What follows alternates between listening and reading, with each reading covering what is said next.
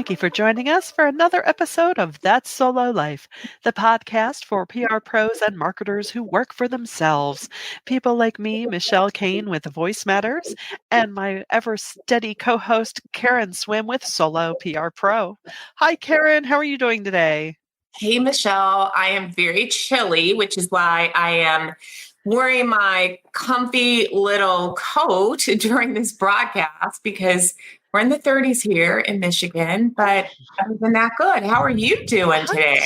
I am doing well. We're not quite that chilly here in the Philly burbs, but there's that beautiful fall crispness in the air that, even though I'm not thrilled about the temperature plunges to come, I will take it. It adds a little snap to your step. We're just going to call this fall crisp with a little bit of rain. That's what we're going to call it. We're going to call it fall crisp because it's still technically fall, and I am determined to enjoy fall until the very last day. I refuse to accept that it's over because it's not technically. No. In fact, I saw a hysterical Instagram reel from Michelle Stafford. She's a soap actress. She ex-Nina General Hospital, everyone. But the whole point of the reel was that her young son was very disturbed that we were skipping Thanksgiving. We were hopping right from Halloween to Christmas, and you hear him in the backseat of her car going, "Where's Thanksgiving?" And so they go to Home Goods, and they're shopping around, and they found fall on a clearance table, and the little boy says, "The boss here mustn't do Thanksgiving." That is adorable and so sad. Help the children. Do not just push fall to the side. Exactly. Do not put Thanksgiving away. I mean, listen, however you feel about the Pilgrims, let's not rush it to Christmas. No, let's let our Thanksgiving meal digest properly. We don't want to get acid reflux as we hurl into the holidays. But she did end up buying some holiday items, and she said, "I'm not proud." And he goes on the camera, he goes, "I'm not proud either." So check out Michelle Stafford's Instagram. It's very funny. But it's so cool.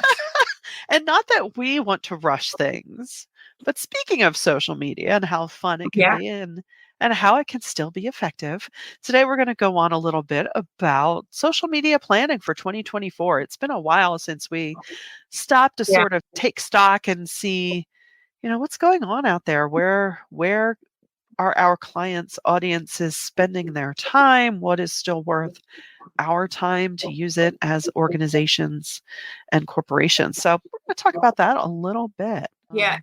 Honestly, Michelle, it's amazing to me that in this past 10 months, how dramatically the social media landscape has changed. And I maybe it's just me, but I feel like the changes have been as rapid as when social media really started to take off many, many years ago. I've not seen this dramatic of a shift in such a short period of time, all driven, of course, by the social media site formerly known as Twitter.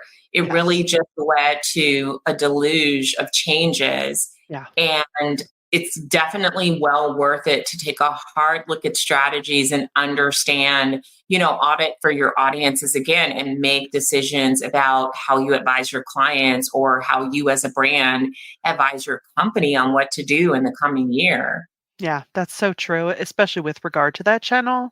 I know many have, full on abandoned it for very good reasons because just of who has, just the hate speech and the things that have been allowed to take place. I mean, I still do find it a fair resource for, journalists that are still hanging in there and trying to, it's for better or for worse, still a place where you might find up-to-date information. With yesterday being election day, it certainly wasn't like the good old days, but I thought, okay, I can still get up to the moment information. But for the rest of it, if I were advising a fresh new client today about using it, I would not, because it's almost like when you take your clients to lunch, do you want to take them to a nice place or a place with questionable actors? Yeah, it's really, I thought in all of the movement and all of the things that have happened on X this year, I was certain at some points that it would be gone by now. I really thought it would be gone, or that it would have lost every shred of usefulness. Now, for some people, it really has. Yes. The interesting thing to me is that there were some media companies that made a wholesale decision that we refuse to be on this platform and support the ethics and the morals that are coming from the top, from the leadership, and the tone in the environment, and how it has just become a bastion of, not only hate speech, but mis and disinformation. Yes. But I have found, as you said, that there are still many journalists who continue to use the platform. So for communicators, it is probably worthwhile, depending on the reporters that you interact with, to at least keep your eye on your reporters there. Yes. Doesn't mean that you have to spend time on the platform. Definitely, doesn't mean that you have to buy a blue check mark. None of those things. But as long as you have free access to the platform, there are journalists that very much engage there, which is helpful for our work. Yeah. For my own clients across the board, many of them use it, but it's more of a broadcast channel. They just broadcast stuff out. Yeah. Some of them have, many people have penned posts that have a post, and then it talks about the other places that you can find them, but they just use it as a broadcast channel, not as an interactive channel. I think the other thing, though, and Michelle, I'd love to hear your take on this, is that it feels like the tone of all of the channels has changed. So at one point where you had multiple channels for quote unquote business, I feel like there's some channels have become much more personalized. Like for me, Threads is not really a business channel. No. I see where it could be, but it really feels more of a take off your blazer, sit down, and really connect with people around personal interest and your personal branding. Whereas LinkedIn has risen from the ashes in some ways to become the de facto business channel that all of my clients care about. That's where they're spending their money. Are you seeing the same thing? Yes. And I wonder if that's because Threads feels more like or is a derivative of Instagram, or it's more aligned with Instagram. Now, I have clients who use Instagram, of course, being the retail facing, the public facing. Yeah. Even so, there's a different vibe and a tone on Instagram. It's always been more casual. It feels unnatural if you're scrolling through your feed of Instagram and something very formal comes in. No. So that makes sense. And it is nice to see LinkedIn swaying away from what felt like I don't know, like a stilted Facebook Lite or something. I was like, no, I don't come here for this.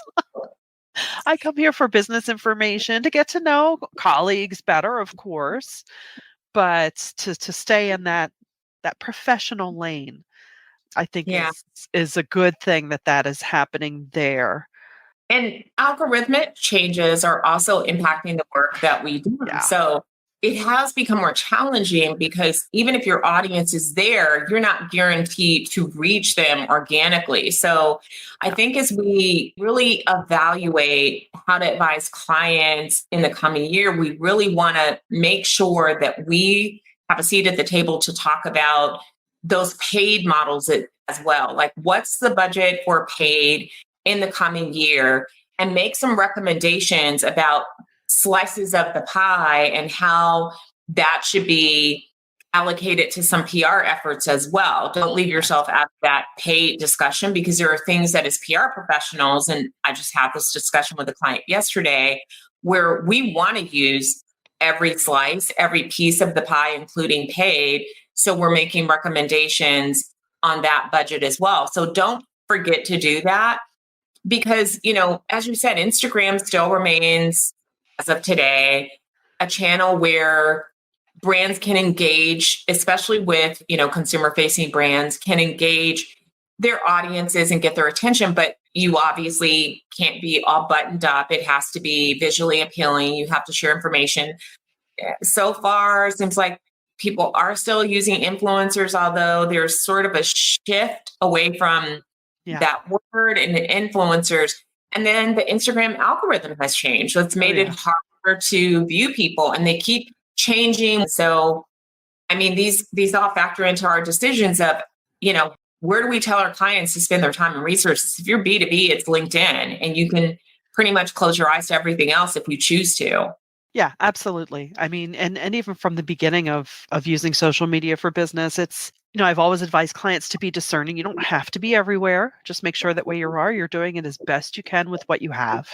And that's different things to different people. And there are some clients where I can just say, again, thinking more of the consumer facing, look, if your budget is X and you just have one special you want to put out on Facebook, then fine. We put a fair chunk of money that makes sense behind that and make sure the people that you want to see it.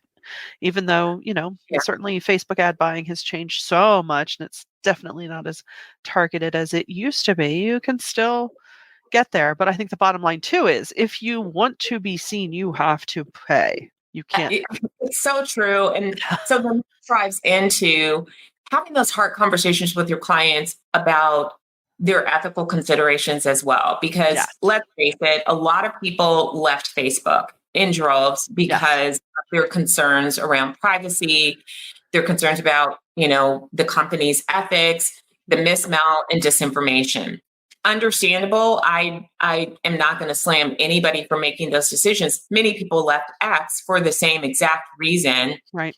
And Facebook, Instagram, and Threads are also Meta. It's the same company. So again, we're left with few choices. I know that there are many other emerging apps like Blue Sky and Spill. Yeah. But again, what's happened is that this is so divided our publics. They're not in mass in one place anymore as it was in the past. And then you also, as a company, have to make these decisions about what really is right for your business. Like, where are the right places to show up and who do you really want to spend money with? For me, this brings home the point that we communicators, marketers have always said from day one: do not put all of your eggs into a basket that is owned by somebody else. This is why your websites, your email marketing strategies still need to be strong, and you need to be driving people to your home rather than always hosting at somebody else's house, basically. I say that all the time. And I think even more so these days, social media is certainly a capable tool for some things, but it's not as much in the forefront as it used to be.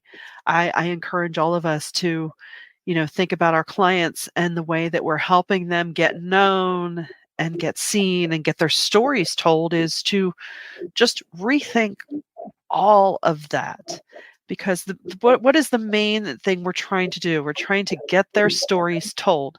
And that could be a literal story, or it could be, your oil change special of the month. Yeah. Where can that be seen? And that's not always primarily social media. I know my clients do, a lot of companies do use their email marketing in a robust way. But I think there are also a fair amount of companies out there who are not using it in the way they used to. And, I could venture to guess why. Is it because so many of us, when we receive the emails, we're like, delete, delete, delete, delete. But that's okay. I mean, again, I say this all the time to my clients. Your perfect ideal customer has to be ready for you to engage. So you may hit them with a message 20 times, and the 21st time is the time that particular person is ready. The beautiful thing is there are so many people out there that you're talking to. So it's funny that you said that, because for me, I'm one of those people who, email it's just a constant annoyance, as it is for everyone in the communication industry, right? And for many of us, our work is integrally tied to email as a communication channel. But I was having a conversation with somebody that I know the other day who was checking their email, and he was like, "Oh, I have 8 emails." And I'm just like, wow. in the past, like, that's your 10-minute volume, right? It's like 8.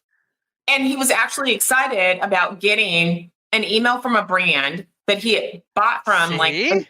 and really liked the product and was excited to get the email about the sale. So again, I think you're right, Michelle, that we have to remember that what we're sick of and what seems so commonplace to us because it's our job.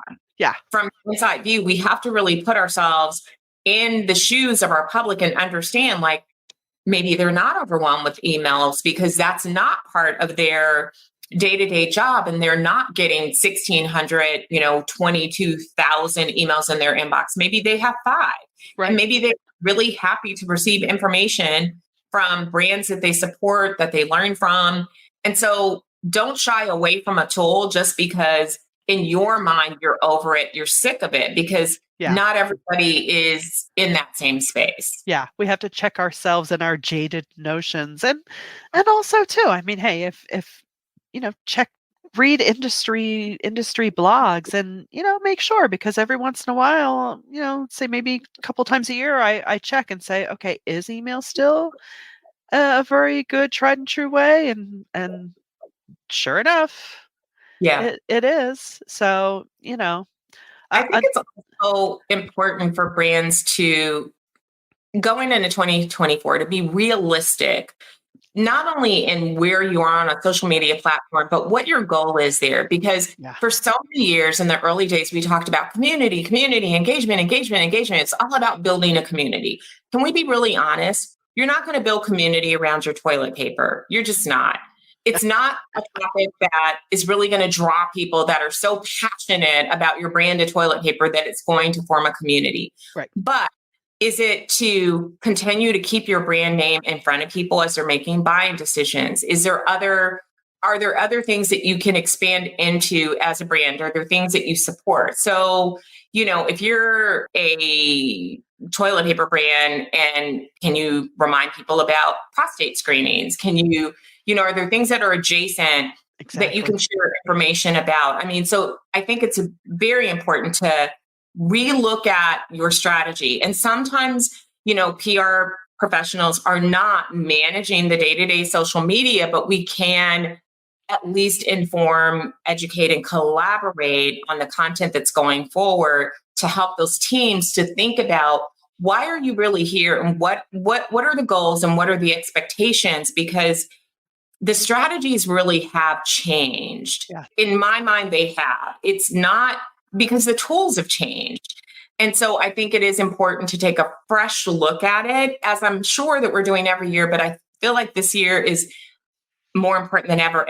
And keeping in mind that we are entering election year. So that means a lot of noise. It means a lot of mal and disinformation. Let's just face it.